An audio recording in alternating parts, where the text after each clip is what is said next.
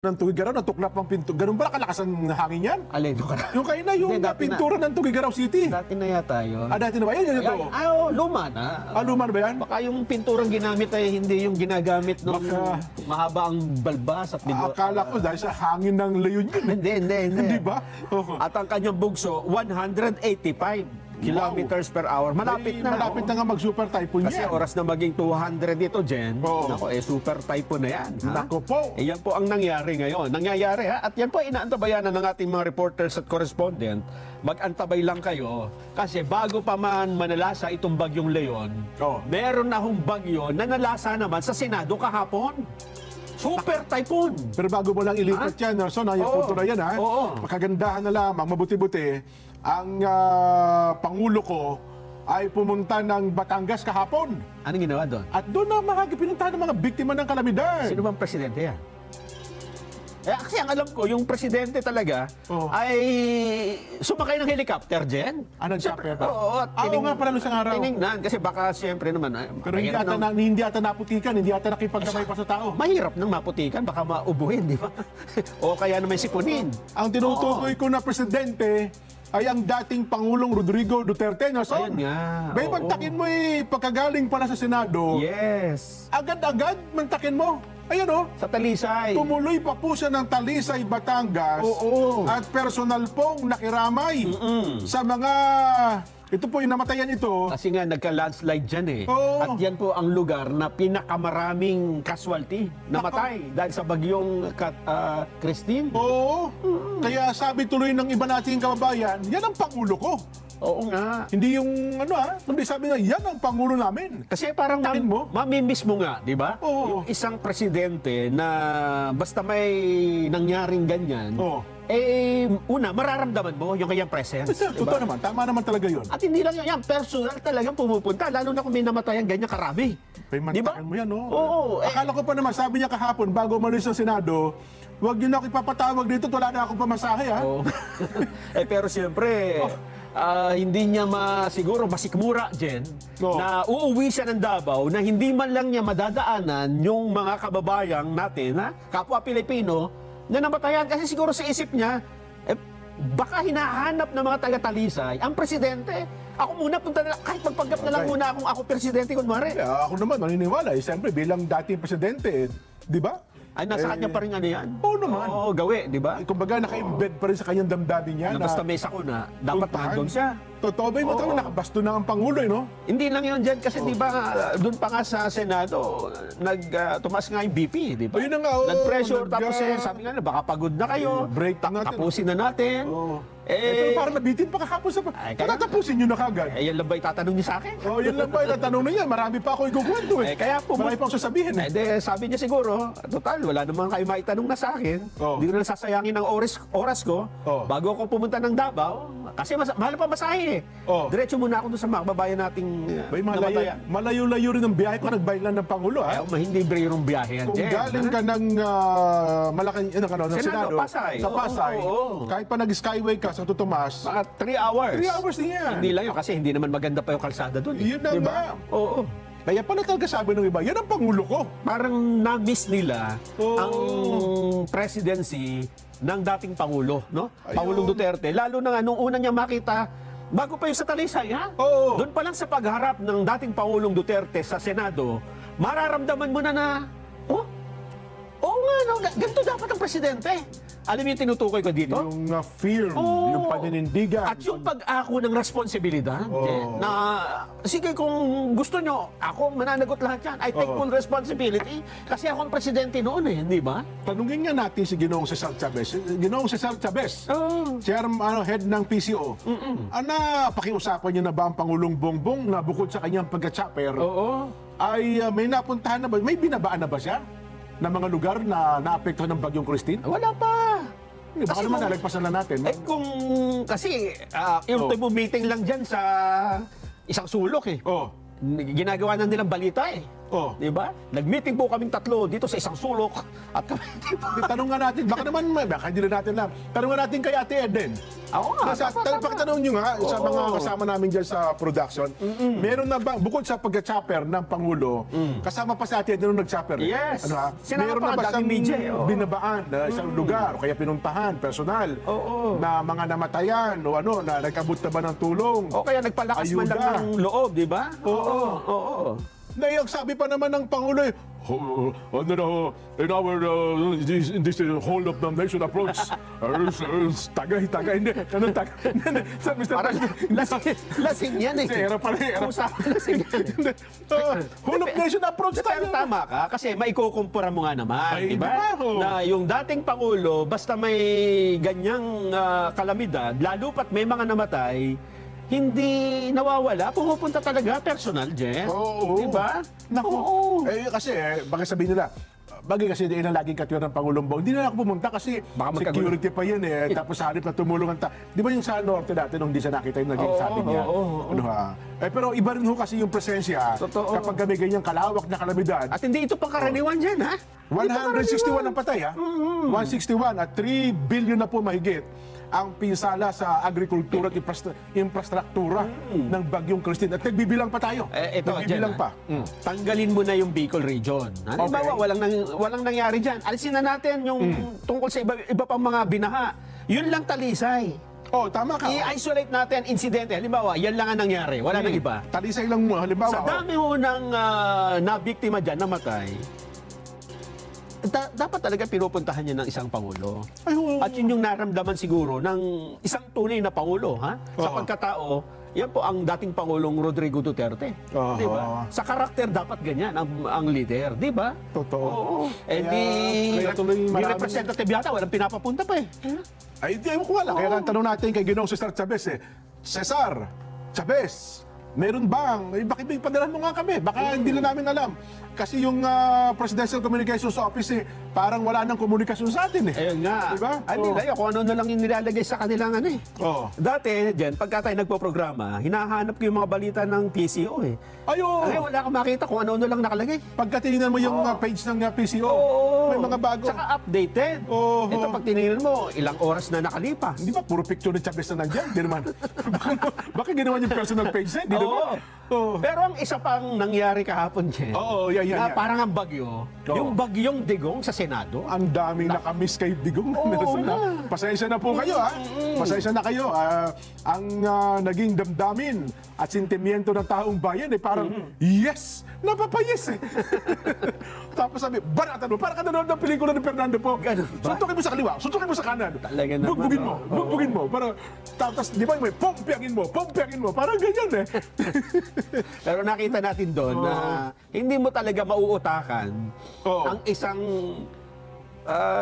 pwede mong gamitin yung salitang magulang eh, no? Wala, street mart yan, eh. Pero Batang kali ito, yan. ang paggamit ko ng magulang is Oo. doon sa pagtanaw na isang parent. Yan, ha? Totoo. Mas matanda sa'yo eh. Maraming karanasan.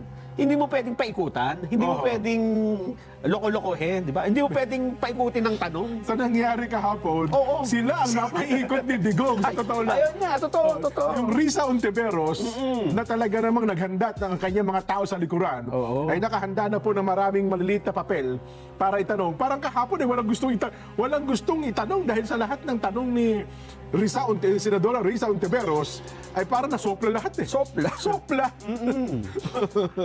Ay, nako. Yun ang ating sinasabi, Nelson. Kaya marami ang nakamiss sa Pangulong Duterte. Hindi tayo natutuwa sa pagmumura, ha? Pero nakita mo ang Pangulong Duterte kahapon kapag nagmura eh. Nataki mo yung buong plenaryo ng Senado, nagpalakpakan pa.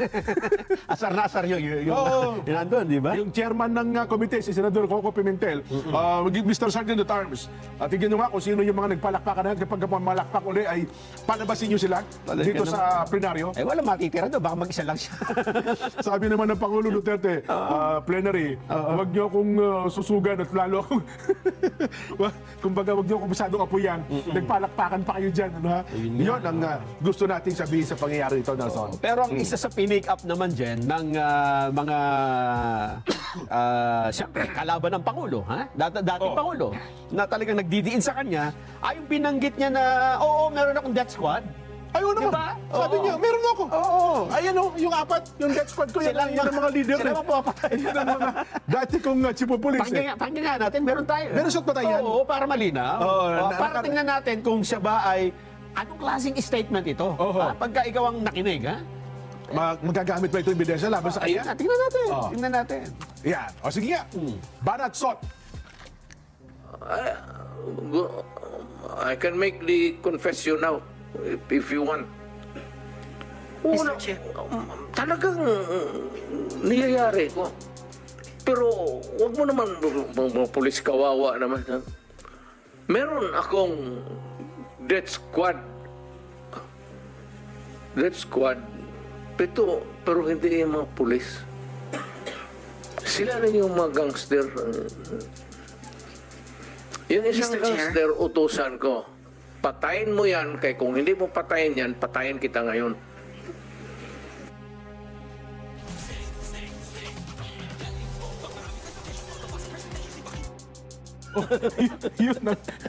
Yun ang namiss ng tao. Di ba, natatawa ko. Ikaw, natatawa ka. Ibig Si sabihin, Panelo natatawa rin. ay lahat natatawa eh. Si Panelo, Ang ibig sabihin, si Rizal Tiberos, napapatawa ang dating Pangulo dyan, di ba? napangiwi yung Rizal. Kasi kung hindi ka kung ikaw ay siseryosohin mo yun, hindi ka matatawa, di ba? Yun na nga. Pero sa pagsasabi ba niya yun, para bang Yun ba gagamitin mong ebidensya laban sa kanya? Alam mo dyan, ito sa pagdinig na yan, maraming mga abogado, ha? Di umano. Ay, oo, totoo. Ang lumabas na mga, ayaw ko gamitin yung salitang bobo eh.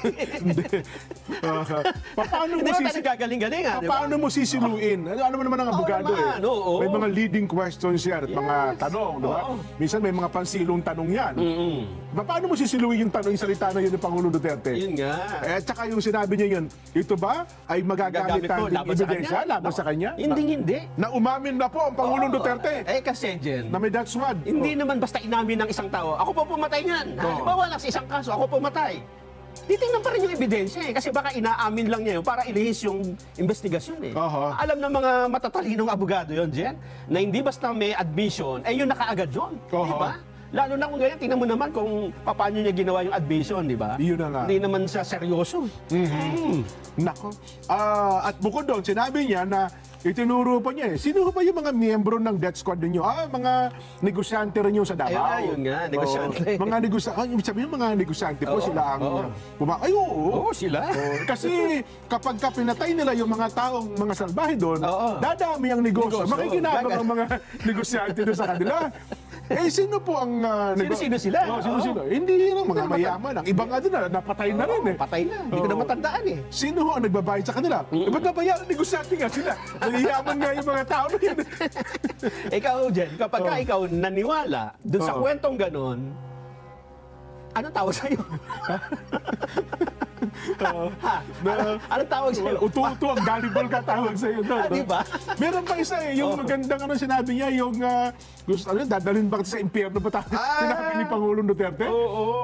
Hindi ko maalala yung tanong sa kanya ukol sa bagay na yon.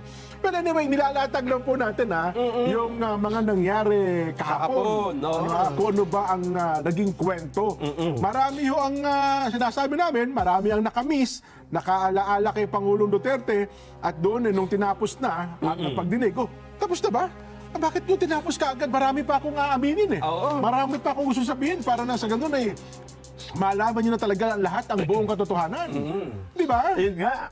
Ituloy pa natin, Jen, ha? Doon namang idinadawit yung mga polis. Kasi kung ikaw ay magaling kumuha ng statement, dapat alam mo rin yung context, di ba? Siyempre, tama. Bakit pa inamin ni Pangulong Duterte na meron siyang sariling death squad? Kasi gusto niyang ilayo yung investigasyon doon sa mga pulis na inaakusahan din. Yes. Sabi, ako lang. Meron akong death squad, ako ang anuhin yun, di ba? Yun lang. I will take Full responsibility. Legal responsibility. Sabi niya, oo. Kaya noong itinuturo na yung mga PNP chief, dapat managot kayo dyan sa extrajudicial killings. Oo. Ito ang sagot ng dating Pangulo. Jen, ha? Ano sabi niya? Ito, yung inutusan ba niyang pumatay ang mga PNP chief? Yan. Ito, pakinggan ninyo, ha? Oo. Meron siyang sinabi dyan, eh. So, Ang solusyon during my time was a call of duty of the President. At hindi ako nagkulang, Mr. Senator. Nag-warning ako lahat narinig ng Pilipinas. It was not a state-sponsored killing. There was never an official order to the police and the military and to the agents of government to kill. Wala akong sinabi na ganon kasi abogado ako. Ang sinabi ko, yung sinabi ko nung nagtuturo ako sa Police Academy, that in your fulfillment of duty, yung elements of self-defense would apply to you pag you are trying to arrest a person. ayun ang naging bahagi ng pahayag. Pero hindi natumbok yung binabanggit mo eh. Yung isa pa, yung pinaamin niya yung mga PNP chief. Oo, Kasi oo. may mga dumanong PNP chief dun eh. Ha? Tama. Isa si Senador Bato. Archie, basta si Oo. General Archie. Kasi dito, Oo. pinipilit na siyang aminin O, yan. na yung mga pulis ang pumatay, hindi Oo. ba? Oo. Sige nga, meron tayo niyan. Ayan. Ayan, Totoo, okay na raw. Sige, Pakinggan natin. Oo. Drink Bird Street Choco. Ang gatas na gusto ko! 9.25 pesos lang. May inutos ba ako sa inyo ng talian mo ang tao, patayin mo? Na, sabihin mo sa kanila ngayon. Nandito na tayo kasi yun ang ano sa akin eh. Extrajudicial killing. May inutos ba ako sa inyo ni minsan na patayin yung kriminal na nakatali dyan o nakahiga? Tell the people now, bago tayo mamatay, ikaw, Senator De La Rosa, did I ever tell you to shoot a criminal na defenseless na nahuli na ninyo? Never in my whole life, Mr. President. I can tell you, Mr. May Chairman. sinabi ba ko sa inyo na isalvage ninyo yung tao? Ayun. Paano mo i-reconcile dyan na meron siyang death squad, di ba? Tapos hindi naman niya inutusang pumatay. Gusto lang niya sabihin, huwag niyong pakialaman yung mga pulis. Yeah. Ako na lang harapin ninyo. Di ba? Ganun dapat yan. Yun ang sinasabi natin na Yun nga. yan ang presidente ko. Ayun ang dapat gano'n. Di ba? Pagka ang mga tao mo ay pinaparatangan, akuin mo, di ba? Ikaw ang presidente. Ikaw ang presidente noon eh. Ngayon, tulog na lang tayo. Ayaw mo sila dyan sa bagyo na yan. We no? are approaching the whole of the nation approach. Ano tayo ngayon? Whole nation tayo. Oo. Yung mga nasa DPWH, kayo muna manggamot. Ay, nako. Talaga naman. So, yun ang medyo mabigat. Kasi mako-compare eh. Totoo. Na-compare nung mga nanood kahapon, anong klaseng presidente ang Pangulong Duterte at anong klaseng presidente ang Pangulo ngayon. Hindi ba? Hindi natin maaalis eh. Hindi natin po pwedeng bawalan ng tao na mag-compare eh. Hindi ba? Kasi sila ang nakakaramdam at sila nakakakita. At kapag ka sinabi ba, basta okay ito, ay antay ganito ka siguro. Hindi ba sa ito kabila? Hindi, antay kasi ganito eh. Hindi po antay at saka puro pinag-uusapan dito. Ano ha? Kundi ano yung realidad. Yun. Yun lang po ang sinasabi natin sa palatuntunan ito. Doon sa ating mga kababayan.